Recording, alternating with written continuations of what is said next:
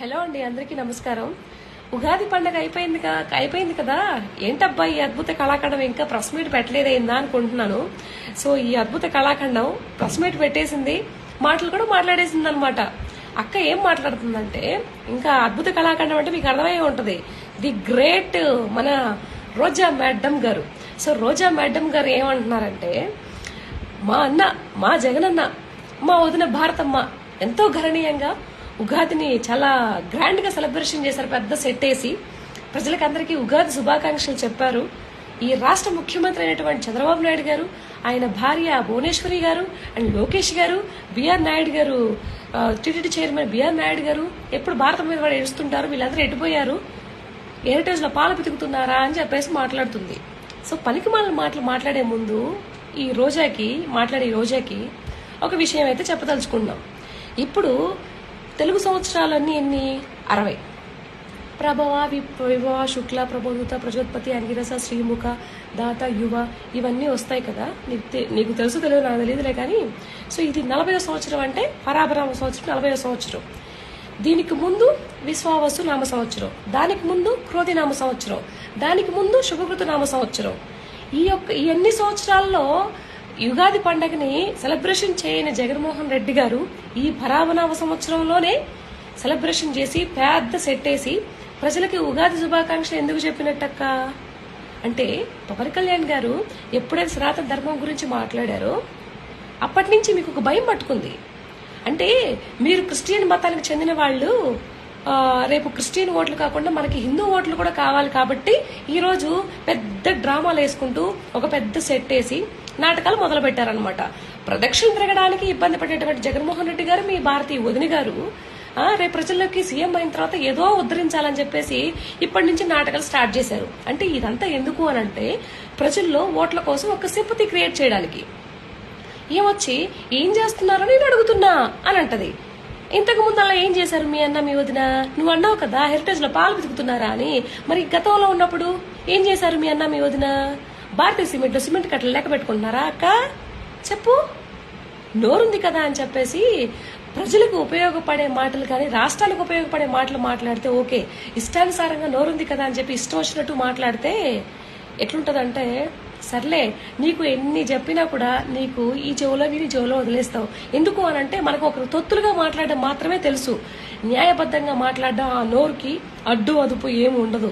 ఇష్టానుసారంగా అన్ని మాట్లాడడమే.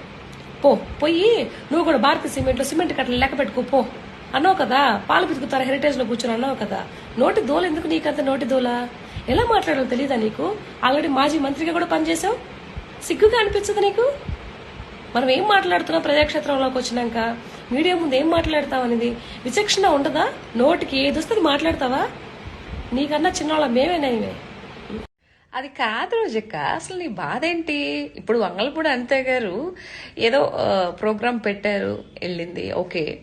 ఇప్పుడు ఆవిడకి మంత్రి పదవి వచ్చిందని నీ బాధ అంతానా? ఊ ఆ అనేసి అంటుందని చెప్పేసి చెప్తున్నావు కదా. ఆమె నీకు మళ్ళీ పదవిలో ఉన్నప్పుడు పబ్బులకెళ్ళి మిడ్ నైట్ డ్రెస్సులు వేసుకొని ఊ ఊ ఊ అంటూ పబ్బులు డాన్సులు చేయలే. నువ్వు కూడా విమర్శిస్తావు నీ బ్రతుక్కి. ఏమనాలి నిన్ను? మనకి ఏంటన్నాగా నువ్వు సిగ్గు, శరం, రోషం, పౌరుషం ఏమీ లేదు. అన్ని ఒక పక్క గాలికి వదిలిపెట్టేసిను. అవి ఎలా పోతూ ఉంటాయి. ఏమన్నా అంటే ఓ తెగ డ్యామ్ ఇప్ప తీసేస్తావు, కన్నీళ్లు కారుస్తావు. ఎందుకు అంత ఒక చులకనగా చేసి మాట్లాడితే నీకేం వస్తుంది? అనిత గారు చూడు ఎంత హుందతనంగా మాట్లాడతారు. రాజకీయాలు చెయ్యండి, ఇలా దిక్కుమాల రాజకీయాలు చేయబాకని చెప్పి నీకు 100 సార్లు చెప్పా. అయినా అబ్బాయి మనం ఈ చెవులో చెప్తాం, ఈ చెవులో వదిలేస్తాం. ఏం చేయాలి ఇలాంటి వాళ్ళని? ఏం చేయాలి? ఇంకంతే నీ బతుకు, అంతే. ఇంకా అందరినీ ఇట్లా ఎగతాలు చేసుకుంటూ క్రిటిసైజ్ చేసుకుంటూ పోతూ ఉండడమే నీ బ్రతుకు, ఇంకేం లేదు. రాసి పెట్టుకో. మళ్ళీ వైఎస్ఆర్సీపీ వస్తుంది. నాకు మా అన్న ఇది, ఒకవేళ వైఎస్ఆర్సీపీ వచ్చినా అన్న నీకు పదవులు ఇచ్చేంత సీన్ లేదు, అయిపోయింది నీ బ్రతుకు. ఇలాంటి మాటలు మాట్లాడితే ఎవరు అన్నకు కూడా తెలుసు. రేపు అటు ఇటు ప్లేట్ మార్చినా కూడా రేపు నన్ను కూడా ఇలాగే మాట్లాడుతుంది అని తెలుసు. ఎందుకంటే గతంలో మీరు టీడీపీలో ఏదైతే ముందు మీ యొక్క రాజకీయ జీవితాన్ని స్టార్ట్ చేసిన టీడీపీలో ఉన్నప్పుడు వైఎస్ రాజశేఖర రెడ్డి గారిని ఎలా బూతులు మాట్లాడామో ఇప్పటికి అందరికీ తెలుసు. రికార్డ్స్ కూడా అన్ని ఉంటాయి, ఎడికి పోవు. కాబట్టి నేను జస్ట్ యూటిలైజ్ చేసుకున్నా. ఇన్ని రోజులు జగన్మోహన్ రెడ్డి గారు, ఆయనే తెలుసు తెలివి తక్కువ అయినేం కాదు, పిచ్చి ఆయన అంతకన్నా కాదు. కాబట్టి కొంచెం అది మైండ్ లో పెట్టుకొని ఎవరితో ఎలా మాట్లాడాలి, ఎవరితో ఎంత హుందాతనంగా ఉండాలి విషయం తెలుసుకొని సావు. లేదు ఇలాగ మాట్లాడతాను, నేను ఇలాగే బిహేవ్ చేస్తాను అంటే నీ కర్మ, ఎవరు నీ తలరాతను మార్చలేరు. ఓకేనా? తప్పేదన్నా మాట్లాడితే సారీ అక్క, బై బై. హలో అండి, అందరికీ నమస్కారం. ఆంధ్రప్రదేశ్ ప్రజలందరికీ కూడా ఈరోజు ఒక నిజాన్ని చెప్పే ప్రయత్నం చేస్తాను. అది ఏంటంటే, ఒక పార్టీలో వైఎస్ఆర్సీపీ పార్టీకి సంబంధించిన వ్యక్తులు ఎవరైతే ఉన్నారో వాళ్ళు దైవ భక్తిలో, అంటే మేము దేవుడికి చాలా భక్తులం, మాకు మించిన భక్తులు ఈ ప్రపంచంలో లేరు అని పెద్ద పెద్ద విగ్రహాలలో పెట్టుకొని ఆ రోజు ఇలా దండం పెట్టుకొని అని ప్రజలకి ఆ ఫోటోల వీడియోస్ పెడుతూ పెద్ద హంగామా చేస్తూ ఉంటారు. దాంట్లో ద మోస్ట్ ఇంపార్టెంట్ మేడం గారు రోజా గారు అనమాట. ఈవిడ మాట్లాడుతుంది మన ప్రెస్ మీట్ పెట్టినప్పుడు. ఇంకొక కూడా ఈయనకంటే పెద్ద యాక్టర్, అసలు యాక్చువల్గా ఫిల్మ్ ఇండస్ట్రీకి వచ్చుంటే ఇప్పుడుండే అగ్ర హీరోల కంటే కూడా పెద్ద యాక్టర్ అయి ఉండేవాడు. ఆయన ఎవరో కాదు, భూమన కరుణాకర్ రెడ్డి గారు. వీళ్ళిద్దరు ఏం మాట్లాడారు, ఆ నిజం ఏంటనేది మీకు చెప్పే ప్రయత్నం చేస్తాను. వీళ్ళు ఏమంటారు అంటే, ఇప్పుడు ఎవరైతే ప్రస్తుతం టీటీడీ చైర్మన్ గా ఉన్నటువంటి బిఆర్ నాయుడు గారి పైన ఏఐ మార్ఫింగ్లు చేసి ఎవరినో ఒక లేడీది ఇలా ఇలా అని చెప్పేసి కొన్ని పెట్టారు. ఆల్రెడీ అది ఏఐ ద్వారా పెట్టినట్టు వీడియో అని చెప్పేసి కూడా తెలిసిపోయింది. అది ఓకే. దాని తర్వాత వీళ్ళు భగవద్గీత అందులో ఏం లేదంట, భగవద్గీతను కూడా గౌరవించిన వాడు ఎందుకు ఇలాంటి పదవికి ఇస్తారు, అతనికి తీసేయండి, సస్పెండ్ చేసేసేయండి సార్, సస్పెన్షన్ ఇచ్చేసేయండి సార్ అని మాట్లాడుతుంది ఈ రోజా అండ్ ఆ భూమన గారు. అసలు విషయం ఏంటి అంటే, యాక్చువల్ గా ఆయన ఎందుకు అన్నారు అని అంటే, ఆయన చెప్పిన మాటలు వీళ్ళు కప్పెట్టి ఆయన మీద బ్యాడ్ గా ప్రచారం చేసే విధిలో ముందుకెళ్తున్నారు అనమాట. అసలు ఆయన ఎందుకు అన్నాడు, యాక్చువల్ గా ఇది భగవద్గీత చూడండి, ఇది భగవద్గీత. నేను చదువుతాను, ఈవెన్ నా బిడ్డలు కూడా చదువుతారు. ఓకే, ఈ భగవద్గీతలో పేజీలు ఎన్ని ఉంటాయండి? 661 పేజీ ఉంది చూడండి, 661 పేజీ. ఓకే, మరి వీళ్ళు చేసిన భగవద్గీతలో ఏముందో తెలుసా?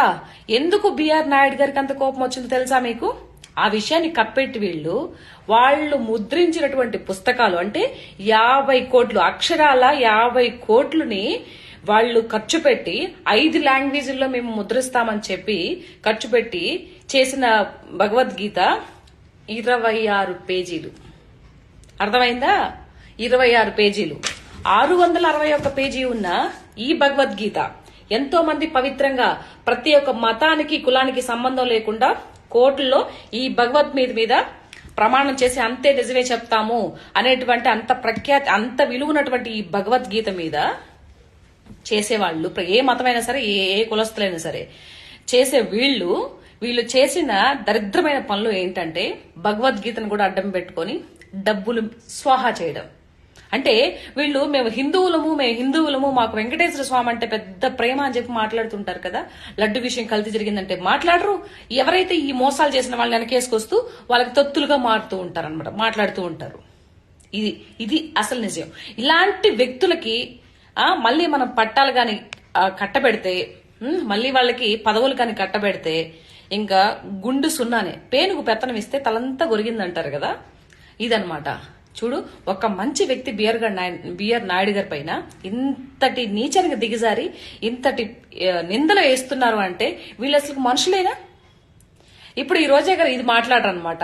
26 పేజీల్లో ఏంట్రా నాయన భగవద్గీత, అదే విషయం కదా బిఆర్ నాయుడు గారు చెప్పారు. దాన్ని నువ్వు ఇది చేసి ప్రజలకు ఏ విధంగా పోర్ట్రేట్ చేస్తున్నావమ్మా రోజా? కొంచెం కూడా సిగ్గనిపించట్లా మనం మాట్లాడే మాటలు? కడుపుకి అన్నమే తింటున్నాం కదా, గడ్డే తినట్లేదు కదా. ఏం మాట్లాడుతున్న భూమన గారు మీరు? తెలుసుకొని ప్రజలతో ఎట్లా మాట్లాడాలి, ఒకరి ముందు ఎందుకు అంత అపనింద వేయాల్సిన అవసరం ఏంటి? కర్మ ఎప్పుడు వదిలిపెట్టదండి. ఏదో ఒక రోజు శిక్ష మటుకు తప్పదు మీకు. అది పైన భగవంతుడు చూసుకుంటాలే, మనకెందుకులే గాని. సో మాట్లాడేటప్పుడు నిజాలు మాట్లాడండి, వాస్తవాల్ని పక్కన పెట్టేసి అవాస్తవాల్ని ప్రజల మీద దిద్దే ప్రయత్నం చేస్తున్నా చూడు, ఇది చాలా తప్పు. ఓకేనా? ఇది జరిగింది. కాబట్టి ఇప్పుడు ఎవరు దోషులు ఎవరు నిర్దోషులు కూడా మీ అందరికీ తెలుస్తుంది కదా. అది ఓం నమో వెంకటేశాయ. Thank you so much.